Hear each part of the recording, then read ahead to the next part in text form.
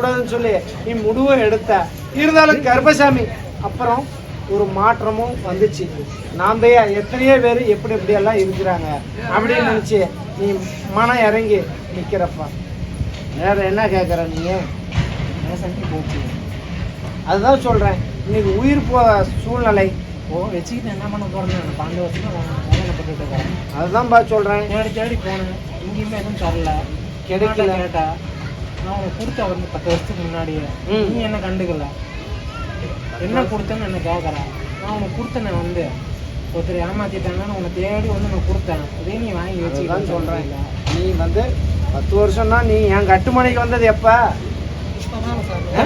இப்பதான் நீ வந்துருக்கிற. வருஷத்துக்கு முன்னாடியே வரணும் நினைச்சு நீ வர விடலையே. அதை தான் சொல்கிறேன்.